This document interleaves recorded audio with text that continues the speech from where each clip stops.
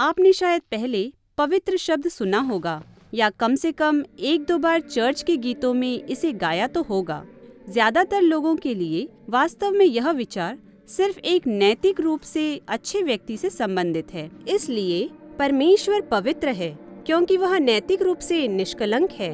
हाँ, यह इसका भाग है, लेकिन बाइबल में पवित्रता की परिभाषा और भी बड़ी और विस्तृत है।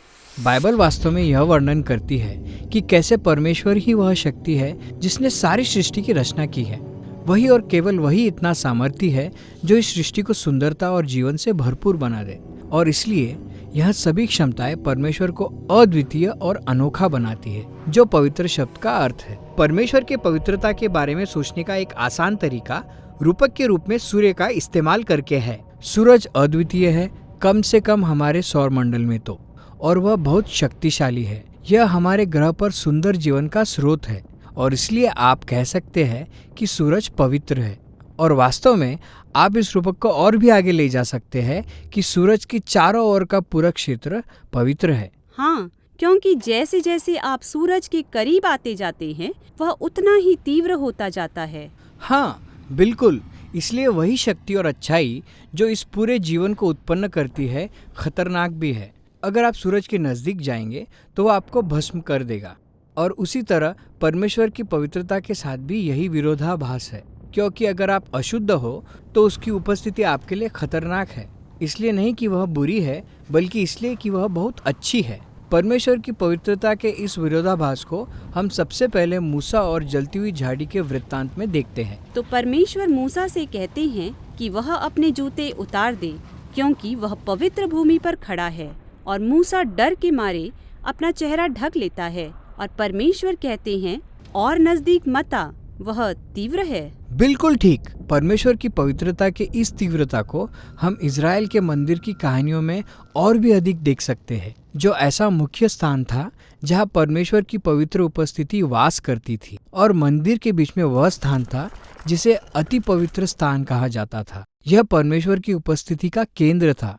चाहे आप कोई इजरायली हो जो मंदिर के आसपास की भूमि पर रहते हो, या मंदिर में ही काम करने वाले याजक, आप परमेश्वर की पवित्र उपस्थिति के निकट है, जो खतरनाक है। हाँ, यह एक समस्या है। तो यह कैसे काम करेगा? बाइबल में इसका समाधान यह है कि आपको शुद्ध होने की आवश्यकता है। जैसे नैतिक रूप से शुद्ध होना? हाँ, और यह समझना काफी आसान है, लेकिन बाइबल एक और तरह की शुद्धता के बारे में बहुत बात करती है, विधिवत शुद्ध होना, जो ऐसी अवस्था है जिसमें आप खुद को मृत्यु से संबंधित किसी भी चीज से अलग करते हैं, जैसे चर्म रोगी या मृत शरीर या किसी शारीरिक तरल पदार्थ को छूना। ये सब आपको अशुद्ध करते हैं। जरूरी नहीं कि विधिवत रीति से अशुद्ध होना पापमय है। गलत यह है कि अपनी अशुद्ध अवस्था में परमेश्वर की उपस्थिति में जाना। यही कारण था कि परमेश्वर ने इजरायलियों को स्पष्ट निर्देश दिए कि वे जाने कि वे कब अशुद्ध है और शुद्ध होने के लिए कदम उठाए, ताकि वे फिर से मंदिर में जा सके। तो लेव्य व्यवस्था की पुस्तक इसी विषय में है। हाँ, लेकिन यह विषय वहाँ समाप्त नहीं होता। यह विचार विकसित होता रहता है। इसलिए बाइबल में बाद में लेखों में हम यशायाह नामक भविष्यवक्ता की इस दिलचस्प कहानी को पाते हैं।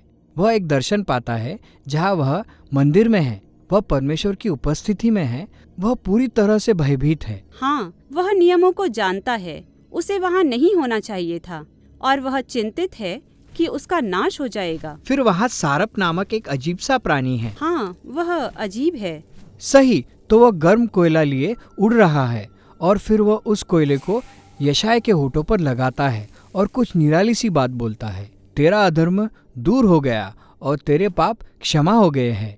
तो यह जलता हुआ कोयला किसी तरह से यशायाह को शुद्ध बनाता है। हाँ, यह उल्लेखनीय है, क्योंकि आमतौर पर अगर आप किसी अशुद्ध के संपर्क में आते हैं, वह आप में अपनी अशुद्धता को हस्तांतरित कर देती है। लेकिन अब यहाँ यह नया विचार है जहाँ आपके पास यह कोयला है। यह बहुत ही पवित्र और शुद्ध वस्तु है, और वह यशायाह को छूता है और अपनी शुद्धता को उसमें हस्तांतरित कर देता है। यशायाह परमेश्वर की पवित्रता से नष्ट नहीं हुआ, वह उससे रूपांतरित हो गया। इसके बहुत निहितार्थ है। लेकिन एक और घटना है। यह एक और भविष्यवक्ता यहेजकेल के समय की है। वह एक दर्शन देखता है जहाँ वह मंदिर में खड़ा है, और वह उसमें से पानी निकलते हुए देखता है, और फिर वह पानी एक जलधारा में बदल जाता है और फिर एक गहरी नदी में बदल जाता है जो रेगिस्तान से होकर बहती है और उसके दोनों ओर हरे भरे पेड़ हो गए हैं। और फिर वह मृत सागर में जा मिलती है और उसके पानी को मीठा करके उसमें जीवन डाल देती है। तो पहले शुद्ध होने और फिर मंदिर में जाने की बजाय यहाँ परमेश्वर की पवित्रता मंदिर में से निकलकर बहती है और चीजों को शुद्ध करके उन्हें जीवित कर देती है। इस सब का क्या मतलब है? हमें नहीं मालूम जब तक कि हम यीशु नाम के इस व्यक्ति से नहीं मिलते। वह दावा करता है कि वह इन सब दर्शन को पूरा कर रहा है, लेकिन आश्चर्यजनक तरीके से। यीशु जाता है और उन लोगों को छूता है जो अशुद्ध है, चर्म रोगी, लहू बहने से ग्रस्त स्त्री या मृत लोग।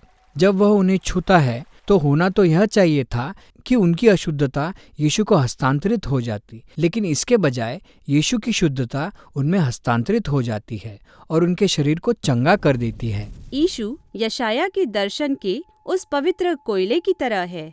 सही है।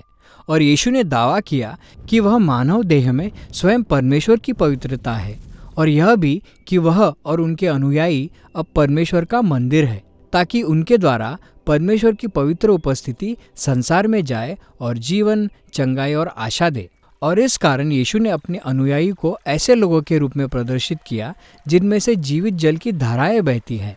तो यह कहानी का हमारा भाग है जहाँ अब हम अपने को पाते हैं, लेकिन यह सब किस ओर जा रहा है? बाइबल के आखिरी पन्ने परमेश्वर की पवित्रता के अंतिम दर्शन के साथ समाप्त होते हैं। इस बार यह यूहन्ना का दर्शन है। उसके दर्शन में हम एक पूरे नए संसार को देखते हैं।